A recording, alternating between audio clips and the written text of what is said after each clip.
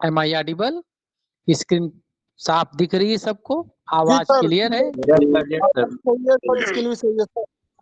चलिए, thank you. अब William Shakespeare को पढ़ने से पहले थोड़ा हिस्ट्री के बैकग्राउंड में चले जाएंगे, थोड़ा बैकग्राउंड जान लेंगे, भूमिका जान लेंगे शेक्सपियर की, तो समझ में चीजें जो है बहुत अच्छे से आएंगी। हिस्ट्री की अगर पॉइंट ऑफ व्यू से चीजों को देखेंगे तो अब तक के विलियम शेक्सपियर के पहले का जो काल रहा, जो समय रहा, वो जहां से जो है हम जानते हैं, या जो पीरियड जो टाइम नोन है लिटरेरी पर्सन्स के लिए, वो है 550 450 से 1066 तक के ये पहला पीरियड माना जाता है, जिसे हम द ओल्ड इंग्लिश एज के नाम से जानते हैं। ये एरा जो है 616 ईयर का जनरली जो है माना जाता है, ये पहला एरा है। दूसरा एरा जो आता है 1066 से 1500 तक के मिडिल इंग्लिश एज है, जिसका ड्यूरेशन जो है 434 ईयर्स के करीब में माना जाता है। अभी तक के जो हम लोगों ने पढ़ा है, क्योंकि ओल्ड इंग्लिश एज से रिलेटेड कोई लिटरेचर बहुत इंपॉर्टेंट या राइटर हमारे इसमें नहीं है। हालांकि हम हिस्ट्री में जब पढ़ेंगे तो ओल्ड इंग्लिश को भी पढ़ेंगे, लेकिन हम चूंकि यहाँ राइटर कंसीडर कर रहे हैं, तो राइटर में ओल्ड इंग्लिश का कोई है नहीं हमारे में, ज्यादा प्रोमिनेंट। मिडिल इंग्लिश में जोफ्री चौसर हैं, जो 1066 से 1500 के बीच में आते हैं, 1339 और 1400 के बीच में उनका लाइफ पीरियड माना जाता है। उसको हम लोगों ने हाल ही में पढ़ लिया है। अब आगे की जो एज आती है वो है third as 1500 to 1660।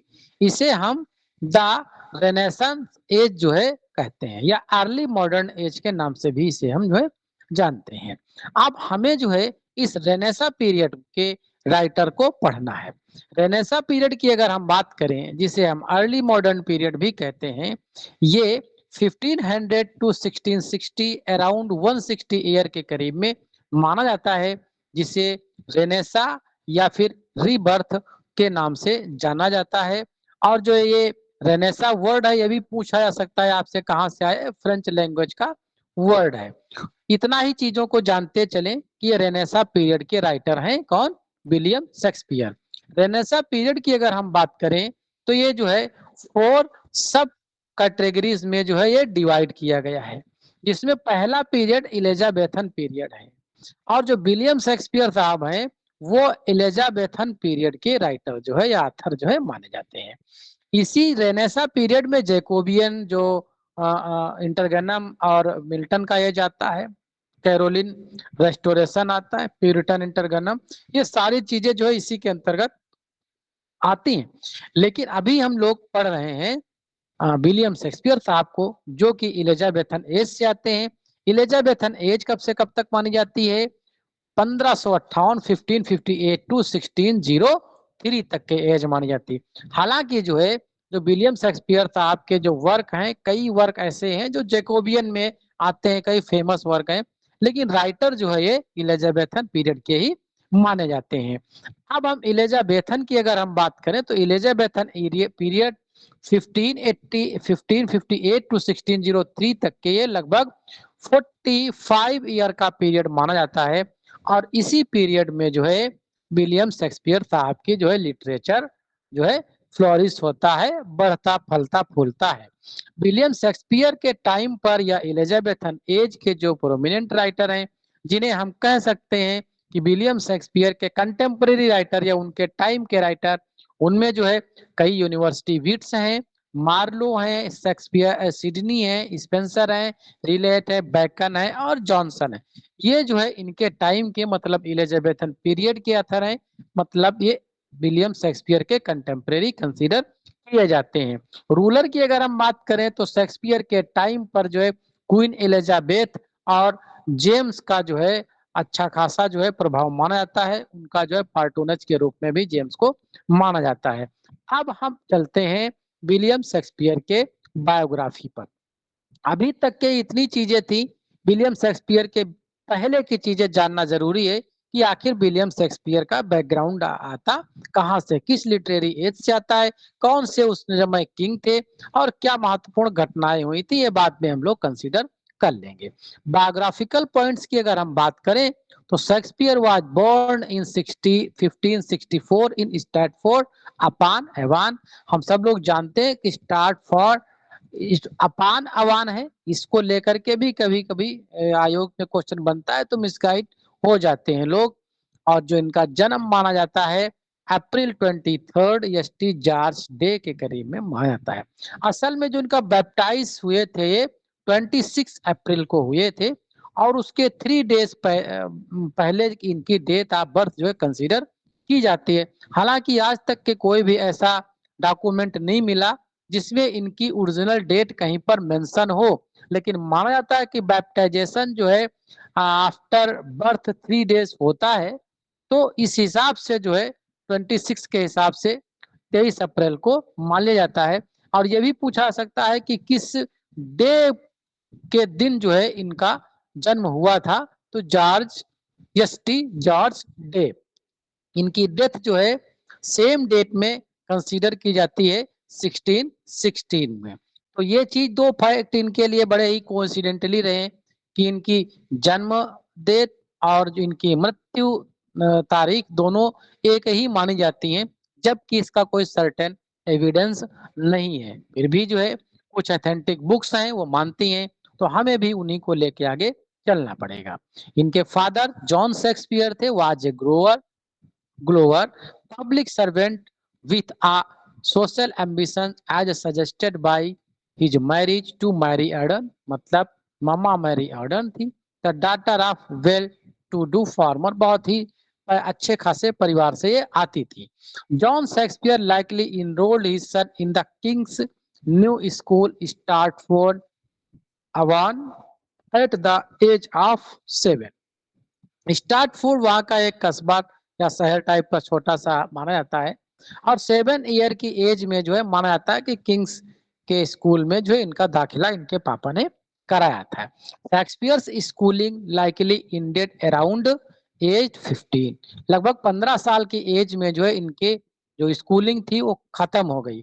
Ben Jonson कहते हैं himself a competent scholar affirmed that Shakespeare knew small Latin and less Greek. ये पूछा भी जाता है कि किसने ये कहा, तो ये चीज ध्यान रखी जानी चाहिए, बेन जॉनसन। और small Latin and less Greek ये बोला शेक्सपियर के विषय में। When his father found himself in financial strait and required his eldest son's help in the family globe making business, जब परिवार की स्थितियां ठीक नहीं थी तो इनको ग्लोब मेकिंग बिजनेस में भी इनको इन्वॉल्व कर लिया। बाद में जो है शेक्सपियर में have served as the school master के रूप में भी जो है इन्होंने काम किया है। अराउंड 58 के करीब में जो है ये माना जाता है।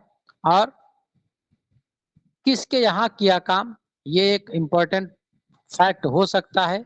School master for wealthy gentleman Alexander Hoghton के यहाँ जो है इन्होंने एज ए स्कूल मास्टर के रूप में काम किया। On 1 December 1582 according to a bond dated November 28 1582 के according Shakespeare married Anne Hathaway. इनकी डेट जो है सर्टेन नहीं है, लेकिन एक बॉन्ड मिलता है नवंबर 28 1582 का, उसके हिसाब से माना जाता है कि 1582 में इन्होंने शादी किया। लेकिन एक डेट जो है इनकी 1 दिसंबर भी मानी जाती है, कहीं कहीं पर लिखा मिलता है, इसलिए दोनों जो है डेट्स यहाँ पर हमने मेंशन कर दी है। ऑथेंटिकेशन जो है बहुत ज्यादा इन डेट्स का नहीं मिल पाया, और जो भी ऑथेंटिकेशन यहाँ पर है तो हम इसमें मेंशन कर दिए कि किस बुक का सोर्स हमने लिया है, ऑक्सफोर्ड का लिया है कि अल्बर्ट का लिया है कि लॉन्ग का लिया है। यदि मिली है वो डेट्स तो यहाँ पर मेंशन किया गया है, आगे नोट्स में आप देखने को पाएंगे। The daughter of family friend who lived in near by village Shottery, village में पास के रहती थी और उनसे इनकी शादी होती है। महत्वपूर्ण पॉइंट ये है कि जब विलियम शेक्सपियर की शादी हुई तो ये 18 साल के थे और एन हैथवे जो है 26 ईयर की उस समय थी। It is highly probably that the couple were rushed into marriage because Anne was pregnant, जल्दबाजी में शादी करना पड़ा क्योंकि माना जाता है कि एन जो है उस समय प्रेग्नेंट थी। The speculations appear to be confirmed by baptismal record their first child Susanna, who was born just 6 months after their wedding। उनकी शादी के मात्र 6 महीने के बाद ही जो है सुजाना का जन्म होता है। 3 years later Anne gave birth to the twins। ये भी पूछ लिया जाता है हेमनेट एंड जुडिथ को जो है उन्होंने जन्म दिया, जबकि हेमनेट की जो डेथ है 1596 में हो जाती है। ये भी एक पॉइंट कभी कभी पूछ लिया जाता है। इन 1584 अल्बर्ट के अकॉर्डिंग, यहाँ पे हमने सोर्स भी दे रखा है, 1587 विलियम जे लॉन्ग के according Shakespeare left his native town. Shakespeare ने अपना गांव छोड़ दिया। Why he did so is not known। क्यों छोड़ा बहुत ज्यादा जानकारी नहीं है, लेकिन फिर भी कुछ जो उनके क्रिटिक्स हैं, जो विटनेस थे, आई विटनेस, उनका मानना, उनके अकॉर्डिंग जो क्रिटिक्स लिखते हैं कि उनके विचारों के मुताबिक the most popular explanation which appeared after his death, मृत्यु के बाद निकल के सामने आया ये, that he was convicted of deer poaching on the estate of local magistrate. जो उस समय के जो उनके पास में एक बहुत बड़ा फार्म था, एक बहुत रईस व्यक्ति थे थॉमस लूसी, उनके यहाँ जो है डियर पोचिंग के आरोप में जो है इनको कन्विक्ट कर दिया गया था, और उसके डर से जो है माना जाता है कि ये जो है अपना नेटिव लैंड छोड़ के चले गए थे एट चार्लोट कोर्ट, जो कि एक प्लेस वहाँ का कंट्री साइड माना जाता है। That he fled escape to consequences, उसके परिणाम पड़ोस स्वरूप जो है वो वहां से चले गए। देन अंटिल 1592, 1592 तक, व्हेन ही, मेरी स्क्रीन क्लियर है, आवाज सही आ रही सबको? जी सर, आवाज भी सही है सर, स्क्रीन भी सही आ रही है आपकी सर। Thank you.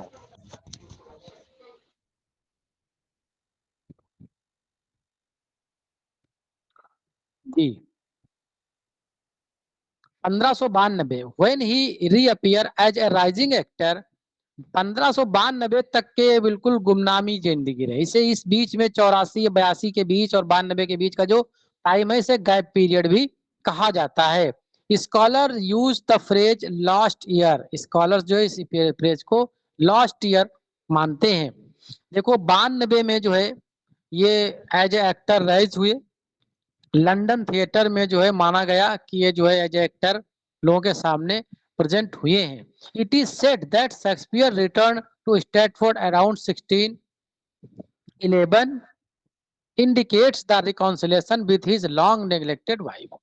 1611 में वापस होते हैं काफी समय के बाद रिकॉन्सिलेशन के पर्पज से, लेकिन इसके बीच में भी कुछ और घटनाएं होती हैं। 1592 रॉबर्ट ग्रीन जो है एक पैम्फलेट लिखते हैं, उसमें जो है इनको हाईलाइट कर देते हैं, तभी से जो है ये लोगों की नजरों में आना चालू हो जाते हैं।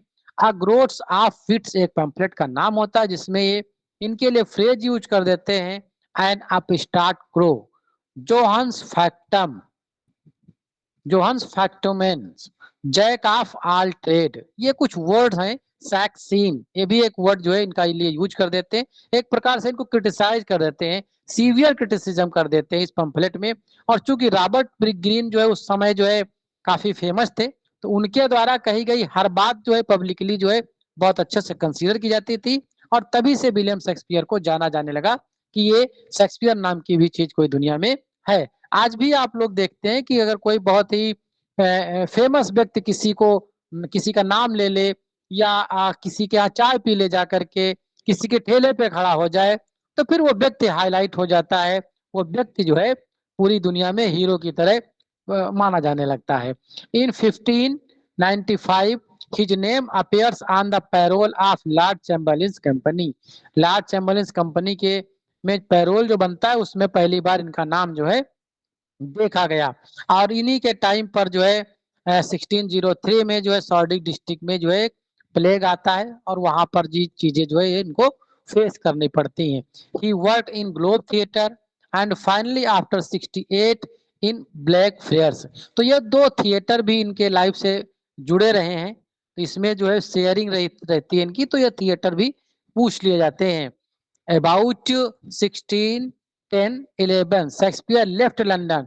अब इसका जो है 10 भी आपको मिल सकता है कि लंदन कब छोड़ा उन्होंने, एक तो अपना नेटिव लैंड कब छोड़ा, दूसरा लंदन कब छोड़ा, तो 10 भी मिल जाएगा और 11 भी मिल जाएगा।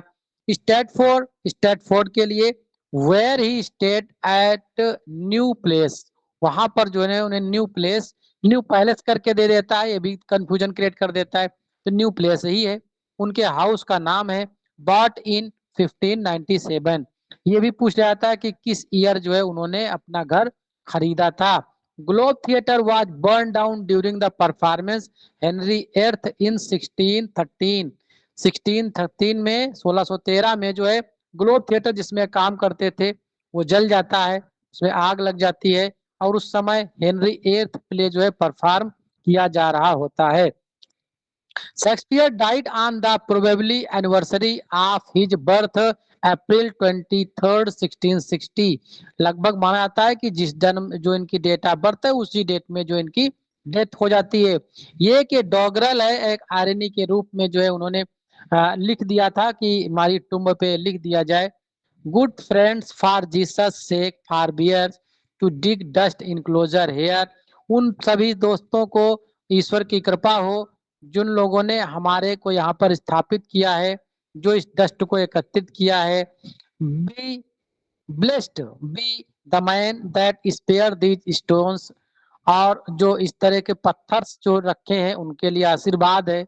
And cursed be he that moves my bones, और उनके लिए अभिशाप है जो इन हमारी जो हड्डियों को, बोन्स को है यहाँ से दूसरी जगहों पर ले जाए। तो यह भी पूछ लिया जाता है कि ये जो जानरा है इसका ये क्या है, तो जानरा है जो है एज ए डॉगरल कंसीडर किया जाता है। तो ये तो रही आज जो है हम लोगों ने विलियम शेक्सपियर की बायोग्राफी को बहुत ही शार्ट समरी के रूप में पढ़े हैं, और इसमें से कुछ हो सकता है नई चीजें आपको मिले।